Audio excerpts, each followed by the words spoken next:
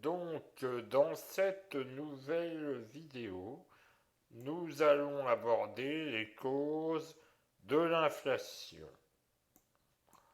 Alors tout d'abord, avant d'aborder concrètement les causes de l'inflation, il faudrait définir ce qu'est l'inflation. Donc qu'est-ce que le taux d'inflation? Le taux d'inflation, c'est le taux d'augmentation des prix sur une période donnée. Nous n'entrerons pas plus précisément dans son mode de calcul pour cette vidéo. Donc il existe 5 causes principales à l'inflation que nous allons voir dans cet exposé. Tout d'abord, une augmentation excessive de la quantité de monnaie en circulation dans l'économie. Ensuite, un choc sur la demande, ou un choc de la demande. Un choc de l'offre, ou un choc sur l'offre si vous préférez. Et une hausse structurelle des prix. Nous aborderons ce que cela signifie plus tard dans la vidéo, ainsi que les anticipations inflationnistes.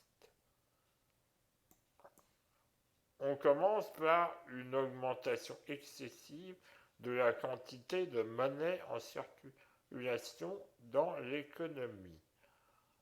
Alors, qu'est-ce que cela signifie? Eh bien, en fait, cela signifie qu'une augmentation de la quantité de monnaie en circulation dans l'économie n'a pour effet que de provoquer une hausse des prix, c'est-à-dire de l'inflation.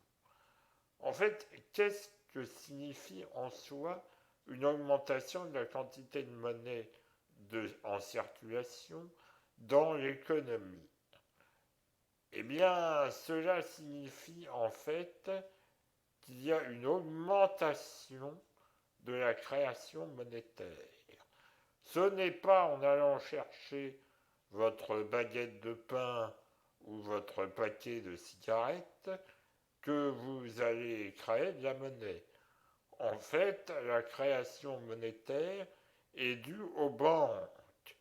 On crée de la monnaie, enfin les banques créent de la monnaie lorsqu'elles accordent des crédits.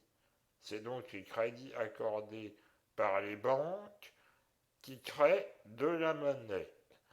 Et en fait, une hausse de la quantité de monnaie, c'est en fait une augmentation de la création monétaire, c'est-à-dire une augmentation des crédits accordés par les banques.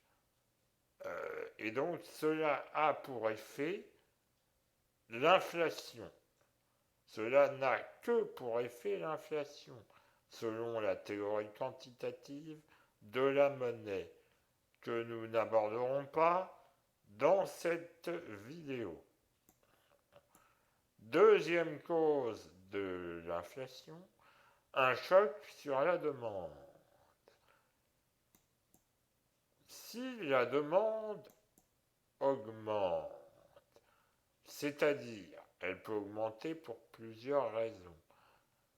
Une politique expansionniste menée par les États qui peut se traduire par une augmentation des dépenses budgétaires, une hausse des transferts vers les ménages qui ont davantage d'argent pour consommer, ce qui entraîne une hausse de la demande. Dans ce cas précis, et l'offre ne peut s'adapter immédiatement à cette hausse soudaine de la demande. C'est-à-dire que dans un premier temps, l'appareil productif ne peut s'adapter à cette hausse de la demande. Donc les quantités disponibles sur le marché sont les mêmes pour une demande en hausse. Donc, pour sélectionner les acheteurs potentiels, les entreprises, les producteurs vont augmenter leur prix. Euh, donc, ce qui engendre donc une hausse des prix afin de réduire la demande et de la faire coïncider avec la quantité qu'ils peuvent offrir. Cela conduit donc à de l'inflation. Troisième cause de l'inflation, un choc sur l'offre. Alors admettons si l'offre diminue. Alors l'offre peut diminuer pour diverses raisons, notamment pour une pénurie de matières premières. Si les matières premières ou bien intermédiaires utilisées pour produire un bien final sont en pénurie, c'est-à-dire qu'il y a un manque de matières premières, les producteurs ne vont pas pouvoir produire la quantité qui correspond à la demande du bien en question.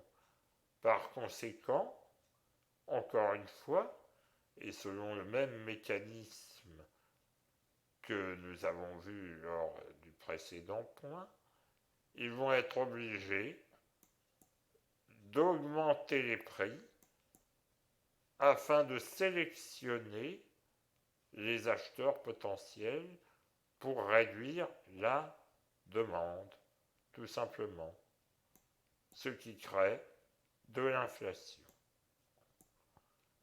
La quatrième raison peut être une hausse structurelle des prix, notamment une hausse des prix administrés. En fait, les prix administrés, ce sont les prix régulés, c'est-à-dire les prix définis par l'État, le gaz, l'électricité, etc., etc. Cela peut être aussi dû à un défaut de concurrence. Dans le cadre d'un marché en monopole, l'entreprise peut augmenter ses prix si elle décide d'augmenter sa marge, tout simplement. Il peut aussi y avoir d'autres raisons que nous n'aborderons pas dans cette vidéo. Donc, dans ce dernier point, nous allons aborder le rôle des anticipations. Les anticipations, qu'est-ce que c'est? Eh bien, si les ménages ou les anticipent, si les ménages ou les entreprises anticipent une hausse des prix, cela aura un impact sur les négociations salariales ou ajustement des prix contractuels. Par exemple, si les ménages anticipent de l'inflation, donc une hausse des prix, ils négocieront un salaire plus élevé, ce qui aura pour impact de leur permettre d'avoir un pouvoir d'achat plus élevé, donc de consommer davantage, donc d'avoir une demande en hausse, donc cela conduira à de l'inflation. Donc on voit bien que les anticipations inflationnistes d'aujourd'hui forment l'inflation de demain. Voilà, je vous remercie de votre attention. Surtout, n'hésitez pas à liker la vidéo, à vous abonner et à la partager si vous avez apprécié. Je vous remercie. Au revoir.